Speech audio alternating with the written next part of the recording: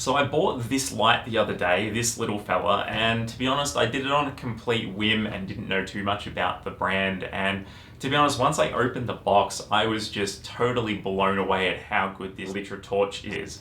It's seriously built like a tank.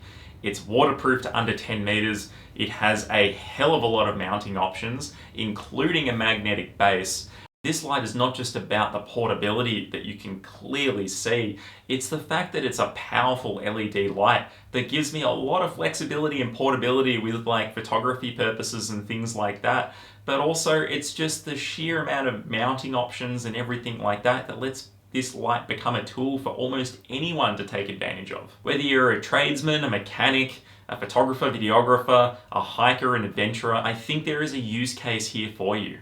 So let me start with obviously the big one, which is photography and videography. So for me, I am more of a photographer than a videographer, but with my photography, I primarily work in the auto industry. So for this quick example, I just brought our Jeep Wrangler out into our front yard for a quick demonstration here, because I'm sure a lot of you would probably rely on your iPhones or any other phone as your portable LED light. But let me show you the difference of how powerful this light actually is.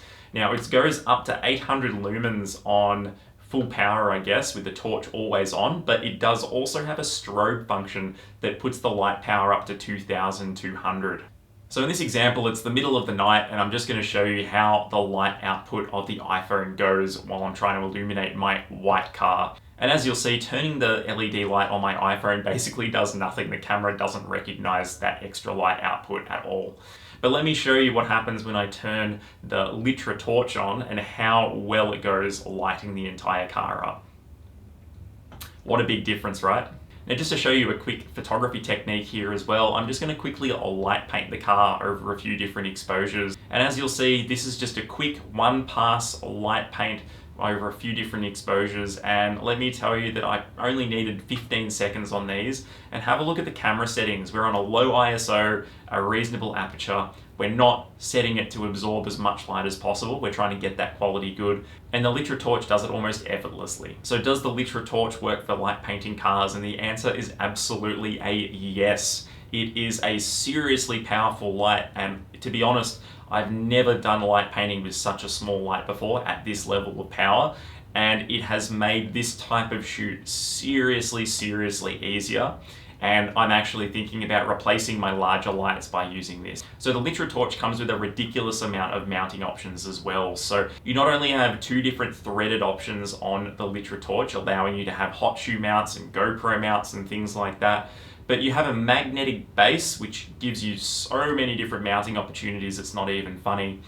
And the Litra team have gone one step further as well and have given you a stick-on magnetic disc as well, allowing you to stick that onto non-magnetic surfaces, allowing you to mount the LitraTorch on those as well. So there are just endless amounts of opportunity here. So here's a great example why I think the LitraTorch is so flexible, particularly with that magnetic mount.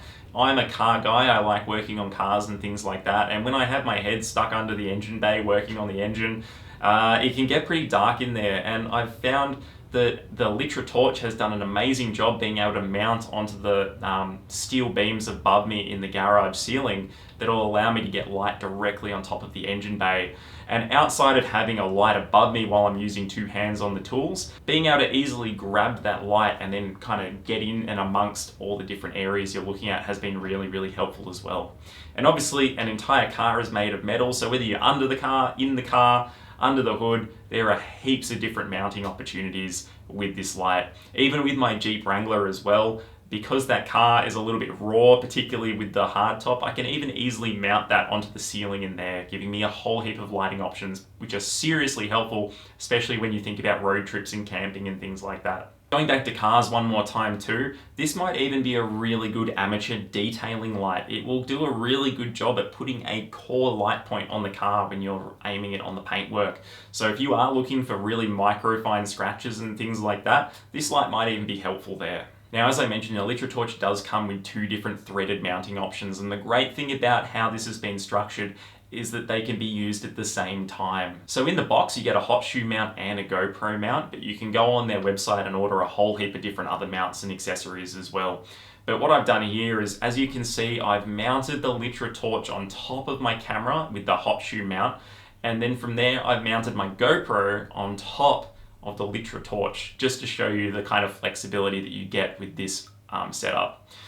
Now, obviously with a GoPro mount too, that suddenly means your torch will work with selfie sticks and all the other different types of mounts that you would get from a GoPro. So whether you're doing cave diving and you need a chest mount with a torch, or you want a torch on your shoulder, you want to mount it on your bicycle, there are so many different use cases here, it's not even funny. Now, the last accessory I'll talk about that's in the box is the belt clip. And to be honest, I don't actually think I'll ever put this on my belt, but it is a very, very firm clip. And I'm sure there would be plenty of users to mount it to sort of thin objects, something metal, something thin and wooden, maybe even a backpack or a piece of clothing or something like that. But I will say that the actual belt clip is really, really strong and sturdy. And while I don't have the drone mount accessory from Litra, I thought I'd have a crack at working up my own drone mount, and thankfully it was really easy to come up with an easy solution by using a cable tie on my DJI Mavic Pro.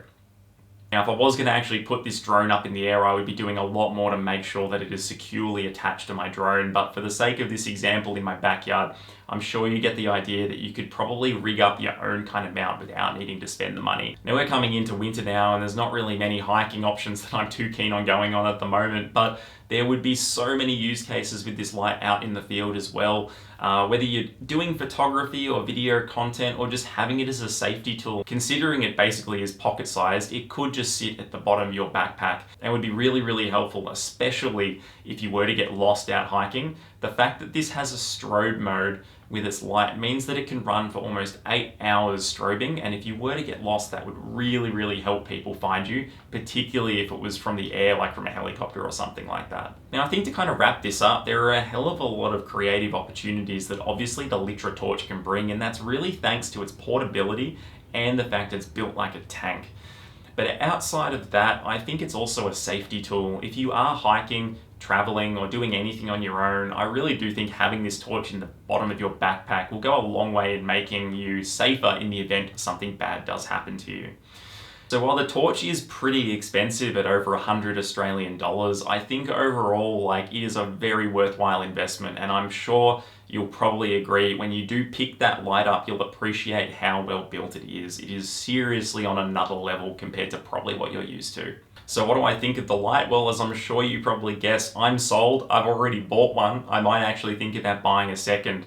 So if you have found this video helpful, guys, make sure you jump into the description for a bit of extra information and a link to the product. And if you have liked this video, please think about liking and subscribing to the channel as well. It is greatly appreciated. And until next time, guys, have a good one, and we'll see you around for the next video. Cheers.